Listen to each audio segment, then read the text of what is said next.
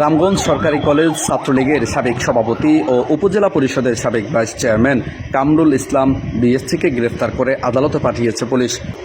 আজ শনিবার দুপুরে কামরুল হাসান ও অপর আসামি যুবলীগ নেতা বিল্লাল হোসেনকে আদালতে নিয়ে যাওয়ার সময় বিক্ষুব্ধ জনতা তাদের লক্ষ্য করে ডিম নিক্ষেপ করে। পুলিশ জানায়, গোপন সংবাদের ভিত্তিতে শুক্রবার বিকেলে উপজেলার পানপাড়া বাজার এলাকা থেকে কামরুল হাসান বিএসসি ও বিল্লাল হোসেনকে গ্রেফতার করা হয়।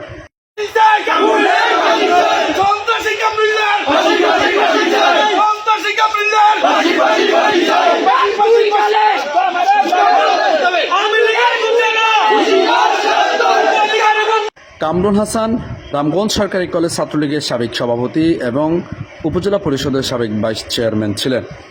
তিনি রামগঞ্জ পৌর আওয়ামী লীগের সাবেক সাধারণ সম্পাদক ও পৌরসভার সাবেক চেয়ারম্যান বীর মুক্তিযোদ্ধা আলী আকবরের ছোট ছেলে।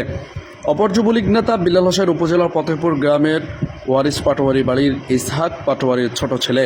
উপজেলা যুবলীগের সদস্য হওয়া পর্যন্ত কত মানুষের উপর নির্যাতন করেছে আমার স্পষ্ট মনে আছে। আমরা নূর প্লাজার সামনে একটা প্রোগ্রাম করেছিলাম, এই কামরুল ব্রিজের উপর দাঁড়িয়ে আমাদেরকে নিক্ষেপ করেছে এবং আপনার 4 আগস্টে রামগঞ্জ চৌরাস্তায় আওয়ামী লীগ বিএনপি তারেক জিয়ার কে অটকস্য ভাষায় গালিগালাজ করেছে এবং এমন কোনো ছেলে নাই সে যে কলেজে পড়ছে বা অন্য জায়গায় করছে চাঁদাবাজি করে নাই, এমন কোনো ছেলে সে নির্যাতন করে নাই।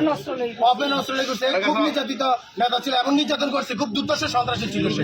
রামগঞ্জ থানার ভারপ্রাপ্ত কর্মকর্তা ওসি আবুল ভাষার জানান, গোপন তথ্যের ভিত্তিতে অভিযান পরিচালনায় কামরুল ইসলামকে গ্রেফতার করা হয়েছে। তার বিরুদ্ধে জুলাই ছাত্র আন্দোলনের শিক্ষার্থীদের উপর হামলা, লক্ষ্মীপুরে একটি হত্যা মামলার সম্পৃক্ততা, তারেক রহমানকে কটূক্তি এবং চাঁদাবাজি সহ একাধিক মামলা রয়েছে।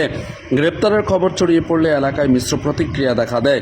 এক পক্ষ এই গ্রেফতারকে আইনানুগ পদক্ষেপ হিসেবে দেখলেও অন্য পক্ষ এটিকে রাজনৈতিক উদ্দেশ্য প্রণোদিত বলেও দাবি করছেন।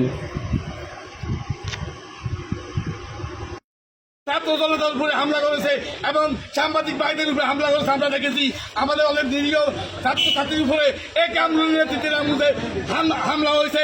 আমরা কামরুলের দৃষ্টান্তমূলক শাস্তি চাই এবং ছাত্র হত্যা এবং লক্ষ্মীপুরের যে মামলা, রামগঞ্জের যে ঘটনাগুলো, সকল কিছুর সাথে কামরুল জড়িত আমরা জানি। অতএব প্রশাসনের দৃষ্টি